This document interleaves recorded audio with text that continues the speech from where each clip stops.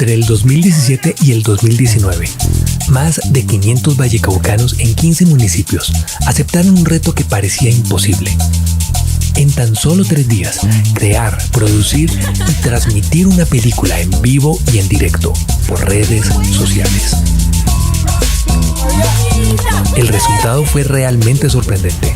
Más de 30 trabajos, cientos de miles de visualizaciones y el nacimiento de un festival de cine. Pero también la película que estás viendo en este momento. Ahora, aquí cabe la pregunta. ¿Es esto realmente cine? ¿Es posible hacer una película con un celular? ¿Personas sin equipos y sin experiencia pueden hacer una película? La verdad es que nosotros no tenemos la respuesta y muy probablemente no exista. Al final, tendrás que sacar tus propias conclusiones. Y pues bueno, esa es la pregunta de fondo y la pregunta más importante que tenemos hoy. ¿Es posible hacer una película con un celular? Y yo sé que es una pregunta capciosa porque eventualmente hice una película con un celular. Habría muchos temas de fondo que tenemos que entrar a discutir acá. Es si esto realmente es cine.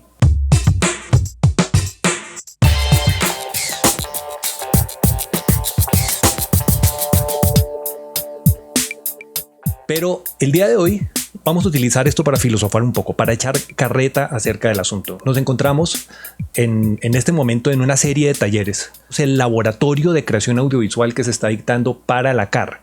Van a ser 20 horas en 10 talleres que se van a estar realizando durante todo este mes. Entonces les pido por favor que estén atentos y que ayuden a compartir esta iniciativa. Nos encontramos ya conectados acá con algunos de los participantes. Van a ir entrando poco a poco. Los saludo por acá. Hola a todos. Vamos a hablar acerca de esa pregunta. ¿Es realmente posible hacer cine, hacer una película con un celular? Independientemente de que sea posible o no sea posible, hay una gran dificultad. Y es que nosotros tenemos una mente demasiado positivista, o sea, demasiado blanco o negro. Y eso, en últimas, es un problema de fondo muy delicado. Porque la realidad no se puede definir en blanco o negro. Digamos que la pregunta de alguna forma es capciosa en ese sentido porque no tiene una respuesta, ¿no? Yo tengo un concepto con el cual espero rayarles el coco profundamente. De hecho, si soy capaz de cambiar la forma de la percepción de la realidad que ustedes tienen en este momento, les voy a pedir que por favor me ayuden a compartir esta iniciativa, que se suscriban al canal y que me ayuden a mover esta información. Entonces, esta teoría se basa en algo que yo llamo las 3 dimensiones de lo real. Ojo con lo que estoy diciendo, que es muy complejo. El planteamiento, la teoría que les expongo en este momento, lo que les quiero vender es que todo, un concepto, un objeto, esta cosa que probablemente ustedes no saben qué es, tiene 3 dimensiones: lo definido, lo indefinido y lo indefinible. Voy a ir por partes con esto, que es un poco denso, es un poco complicado. Por ejemplo, si yo les pregunto a ustedes 1 más 1, evidentemente todos me van a responder 1 más 1 es 2. Y creo que bajo ningún parámetro alguien va a tener dudas en relación a eso, ¿no es cierto? Decimos 1 más 1 es 2. Pero ¿qué sucede si cambiamos un poco la ecuación y nos vamos, no sé, a matemáticas abstractas? ¿Qué pasa si les digo menos 1 más 1 cuánto es? ¿Se dan cuenta? Cambia el punto de referencia, porque cuando existen condicionales que alteran un poco el asunto y que lo complejizan, ya no está definido. Pero ¿qué sucede cuando yo digo no es 1 más 1, es un bosón más un bosón? ¿Qué pasa cuando digo una partícula subatómica más otra partícula subatómica? Hay un principio llamado el principio de indeterminabilidad, que plantea que una partícula subatómica puede estar o no en el mismo lugar al mismo tiempo. Esto quiere decir que bajo ningún parámetro de la física moderna conocida nosotros podemos garantizar o determinar que una partícula subatómica sumada con otra partícula subatómica sean 2 partículas subatómicas. Si nos damos cuenta, algo que está perfectamente definido como 1 más 1 entra a convertirse en algo completamente indefinible cuando tratamos de ver las mallas propias de cómo está construida la realidad objetiva que vivimos, porque no estoy hablando de algo superficial, estoy hablando de cómo funcionan las partículas de las cuales estamos compuestos nosotros. Simplemente tener que aceptar que la realidad que se pueda cerrar de una forma certera, de una forma específica, ni siquiera algo tan definido y tan claro como 1 más 1, 2. Entonces ahora vendría otra de la pregunta. Yo creo que podríamos coger este enunciado y empezar a partirlo en bloques, en pedazos. Primero una pregunta que sería como la evidente: ¿qué significa posible? ¿Qué es posible para nosotros? ¿Cuál es ese marco de referencia con el cual nosotros decimos que algo es posible o no es posible? Y ojo con lo que estoy diciendo, porque no solamente es el centro de todo, sino es truculento y es un poco complicado. ¿Posible? Todo es posible. Pero cuando nos ponemos un marco de referencia, cuando decimos es posible competir directamente con la industria de Hollywood, o sea, ¿un celular puede competir con una cámara de cine? Y evidentemente nosotros diríamos no puede competir con una cámara de cine, pues porque no tiene las cualidades. ¿O estoy equivocado? Esto es una cámara de cine, es una Red One. Este es un video que lo encontré buscando P20, que es el celular que yo tengo, y Cinema Cámara. Este tipo está haciendo un video comparativo entre cuáles son las cualidades que tiene una cámara Red y un teléfono celular, un P20 como este. De hecho, aquí está mi celular. Yo ahora tengo un P30, que es muchísimo mejor que el P20, pero quería mostrarles ese ejemplo porque el reel que vieron anteriormente fue desarrollado 100% con ese P20. Entonces, adelantemos un poco esto. Veamos. Pero por acá está lo que nos interesa. Esto se llama una comparación lado a lado, una comparación side by side. Si ven la diferencia tan radical que existe entre las dos cámaras, pero ¿por cuál nos inclinaríamos? Por ejemplo, la Red tiene un tono amarillito, en cambio el P20 es diferente. Aquí está mostrando algo que tienen las cámaras de cine que es fundamental, lo que se denomina el rango dinámico. En el celular el material que vimos grabado es lo que quedó, pero con una cámara de cine yo puedo irme a postproducción y hacer cosas como esas. Por ejemplo, rescatar la información de las altas luces y mejorar un poco la latitud. Sin embargo, si lo vemos objetivamente, la respuesta es sí, la cámara de cine puede competirle directamente al celular, ¿no es cierto? ¿O no? ¿Realmente es capaz de competirle? Sí, sí es posible.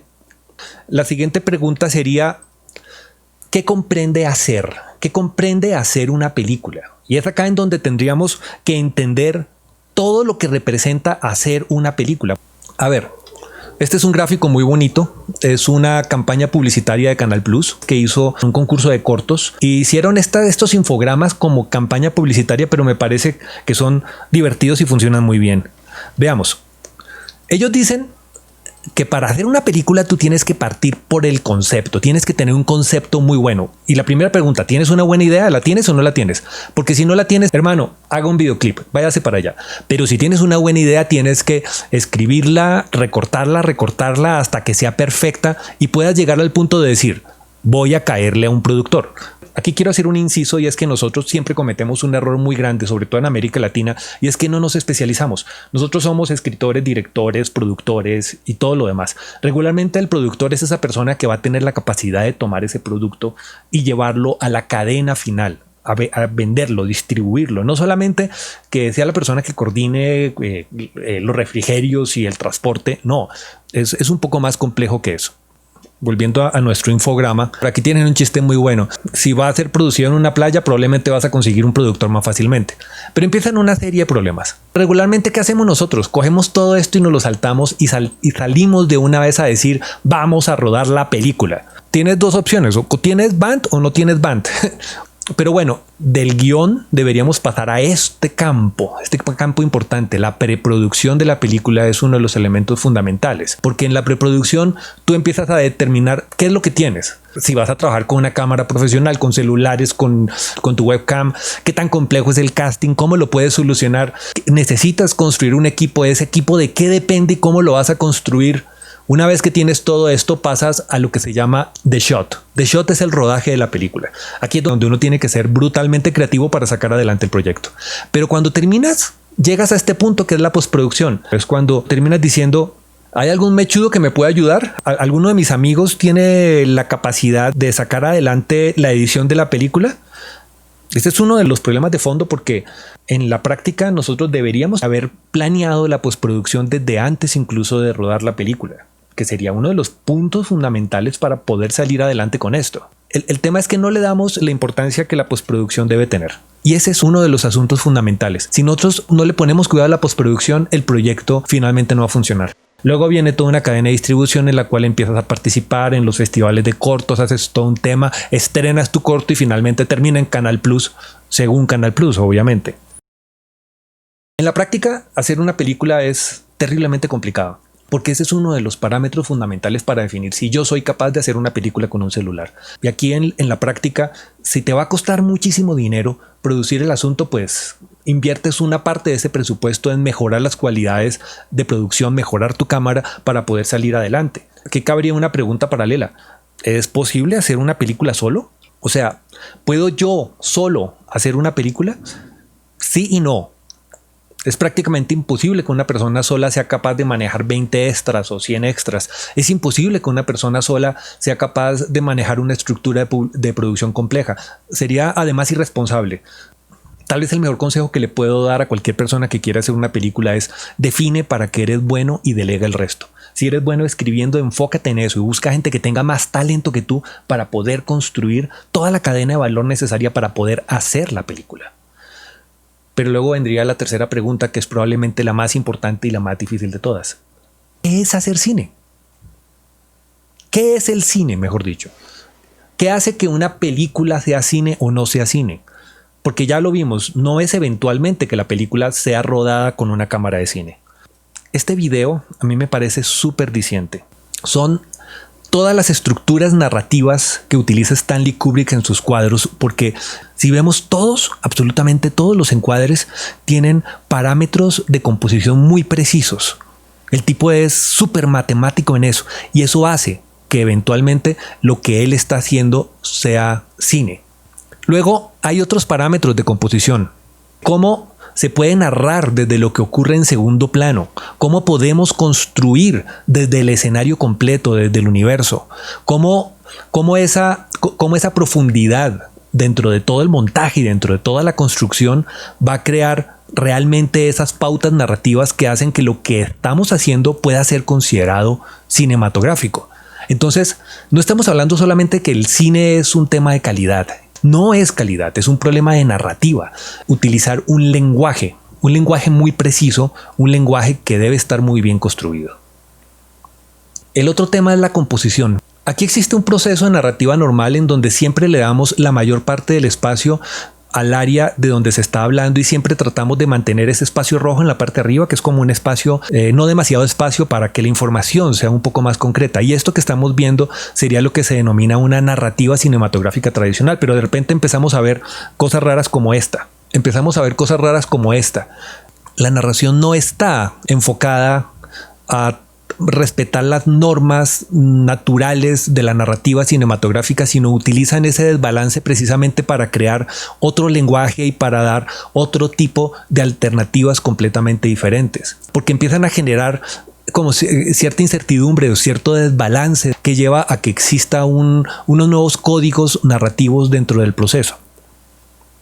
Cine no es grabar con una cámara de cine. Cine no es proyectar la película en una sala de cine. Cine es implementar una narrativa, pero aquí viene un tema que aquí es donde les voy a explotar el cerebro. Todo lo que le da valor artístico a una película jamás va a poder ser descrito con palabras. Y ojo que esto tiene veneno, porque si nosotros aceptamos que eso que termina finalmente dándole ese valor importante a la película jamás lo vamos a poder definir con palabras, estamos en una encrucijada muy fuerte. ¿Por qué? Porque querría decir que todo lo que estoy diciendo de la técnica, todo lo que estoy diciendo de fondo, realmente no vale. Y realmente lo que tendríamos que hacer nosotros en este momento es aceptar que hay una parte que el artista simplemente hace porque sí. Eso también sucede con la sensibilidad que tiene el fotógrafo, o con la idea o con la visión que tiene el guionista, o incluso con los parámetros que está poniendo el director para poder hacer su película. Es que una película es una sumatoria de mucha, pero mucha gente trabajando en un solo producto artístico. Y recordemos lo siguiente, el cine no es una industria, el cine es arte. Cada persona que trabaja en la cadena productiva de una película es un artista. El director es un artista, el actor es un artista, incluso el productor que está manejando el presupuesto de la película es, en el sentido más estricto de la palabra, un gran artista para manejar los números. Entonces, ¿realmente se puede? Claro que sí es posible hacer una película con un celular. Y les quiero dar algunos parámetros que son fundamentales aquí. El primero es, evidentemente, un celular sí puede competir en calidad técnica con una cámara de cine. Hay limitaciones. Los celulares, si vimos las comparaciones, funcionan muy bien cuando estás trabajando en un plano angular, cuando haces planos muy abiertos, pero cuando te vas a un detalle, ya no. Ya empiezas a perder resolución, empiezas a perder la cualidad, donde sí podemos ver realmente la ventaja comparativa de los lentes que están desarrollados para un performance artístico. Me refiero a esos lentes de cinematografía o los lentes de fotografía incluso, que vienen diseñados para que un tele o un plano muy cerrado pueda tener detalles con un desenfoque muy bonito de fondo o con una textura diferente en la imagen. También los lentes nos están dando aberraciones cromáticas o nos están dando cosas que los celulares no dan porque la imagen puede ser demasiado perfecta. Muy probablemente nosotros ya no estamos buscando esa hipercalidad, sino estamos buscando es como lo contrario, estamos buscando defectos, estamos buscando cualidades técnicas y artísticas. Lo siguiente que tenemos que tener muy claro es, Internet en este momento exige 4 veces más calidad que lo que necesitamos para proyectar una película en una sala de cine. ¿Cómo es esto? Sí, las pantallas de 12 metros vienen diseñadas para hacer proyecciones a una calidad de 2K o 2.4K máximo. En cambio, Netflix en este momento está exigiendo 4K para poder comprar una película. Miren lo paradójico del asunto. Entonces, en este momento ya no es un asunto de calidad técnica, es un tema de desarrollo de producto, y es donde viene el tercer punto que quiero ponerles a ustedes sobre la mesa. Esto es muy importante. El cine ya no se está haciendo para los cines. Ya no estamos creando películas para salas de cine. De hecho, yo considero que las series son una nueva forma de cine. Es un cine hecho no para 2 horas, sino para 64 horas en tantas temporadas. Para 24 horas de contenido permanente, para 6 horas mínimo. Porque las series que estamos viendo ahora son de 6 o 8 episodios. Para mí eso es una película de cine partida en bloques, partida en segmentos. Quiero entrar en este momento a que echemos carreta acerca de cuál es el objetivo y cómo podemos implementarlo de aquí en adelante. ¿Qué quiero hacer yo? ¿A quién se lo quiero contar? ¿Cuál es mi objetivo? ¿Qué estrategias voy a llevar para poder producir la película? ¿Cuáles son esos elementos importantes que nos van a permitir a nosotros desarrollar la película? Hablemos un poco de eso. El plan en este momento es utilizar esta estructura de talleres para que cada uno de ustedes desarrolle una campaña que pueda estar articulada con los objetivos de la CAR, que pueda tener un impacto real dentro de su territorio y que además de eso tenga la capacidad de transformar el mundo. El objetivo fundamental con esto es que esas campañas las podamos unir de alguna manera, todavía no sé de cuál, y podamos desarrollar, gracias al conjunto de todas las campañas, una película. Una película que puede ser un documental, si lo que estamos haciendo es crónica, que puede ser un compilado de películas cortas, o que incluso, si lo decidiéramos, podría ser una película colaborativa que hagamos entre todos. Pero a lo que tenemos que llegar es que seamos capaces, de por medio de este proceso, aprender e inventarnos incluso nuevas fórmulas para crear esa conexión que necesitamos crear con un público real. Quiero que utilicemos esto como un modelo, como un experimento, para hacer cosas brutales, cosas que de verdad tengan la capacidad de transformar el mundo que vivimos.